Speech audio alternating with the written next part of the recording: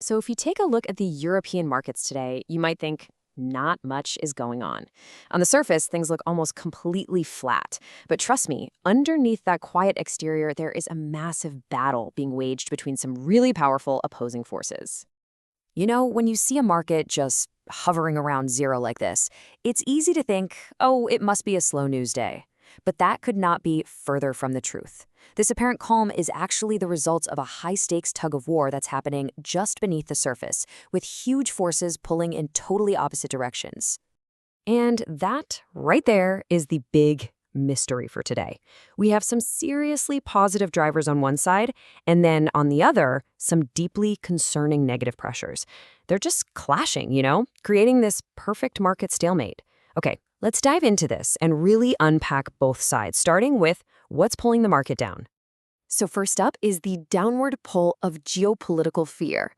And the big story here revolves around the, let's just say, tense situation between the United States and Iran, which is sending some seriously mixed messages to investors. On one hand, you've got President Trump extending his ceasefire, which, sounds like good news. He says it's because Iran's government is fractured, but, and this is a big but, at the exact same time, planned peace talks are completely on hold, and Iranian negotiators are flat out refusing to even show up. So what you have isn't de-escalation, it's just a whole lot of confusion, and markets absolutely hate confusion. And what's really wild here is the language being used. I mean, even while extending a so-called ceasefire, the US president is using this aggressive all-caps rhetoric on social media. This keeps tensions incredibly high, and it signals to everyone that the underlying conflict is far, far from over. So this whole thing, refusing to lift the blockade on Iranian ports, even with a ceasefire, that's a huge source of fear. It just keeps a lid on any potential market optimism because it shows the risk of the conflict flaring right back up is still very, very real. And that uncertainty, it has a direct economic cost. Okay, so let's follow that thread. How is this geopolitical tension actually creating real-world economic problems? Well, the most immediate impact is on inflation, and you can really see it in the UK. I mean, think about it. Just last month, in February, the UK's inflation rate was sitting at a not-so-great 3%. That's already above where you'd want it to be, but what happened next is what really has everyone worried. And then boom, in March, it jumps to 3.3%. And officials are directly linking this increase to higher fuel costs, which is a direct consequence of the conflict and the continued blockade. This is literally geopolitical fear showing up as higher prices for everyday people and for businesses. And listen, this isn't just some one-off blip. Experts are already warning that this is the beginning of a really painful trend.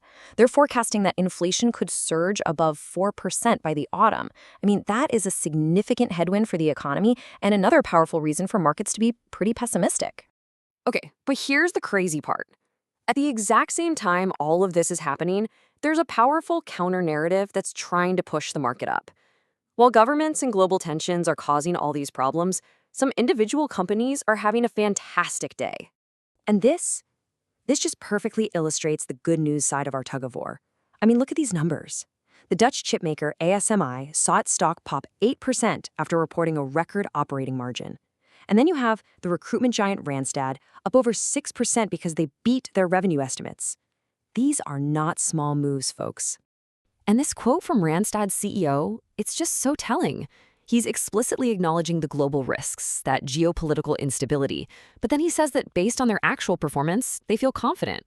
He's basically saying, yeah, we see the risks, but we're doing great anyway. This is corporate strength staring global fear right in the face and just pushing forward. All right, so let's zoom back out for a second. We've seen the dark clouds of war and inflation on one side, and then these bright spots of incredible corporate performance on the other. So how do we put these two opposing stories together? And that right there is the essence of today's market. You have this heavy downward pressure from geopolitical fear and rising inflation, but it's being met with an equal and opposite upward pressure from strong corporate earnings and confident CEOs. They're just colliding and basically canceling each other out, which leads to that flat line we saw at the very beginning.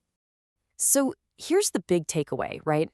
This isn't a quiet market, it's not a boring market. It's a market caught in a really tense equilibrium. A perfect stalemate.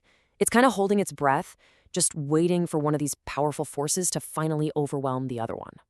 Which, of course, leaves us with the million-dollar question. In this epic battle between global fear and corporate strength, which side is going to blink first? Will the sheer weight of geopolitics and inflation eventually crush that corporate confidence? Or will that underlying strength be enough to finally break free? That's the stalemate investors are watching. And the answer, well, that's going to set the market's course.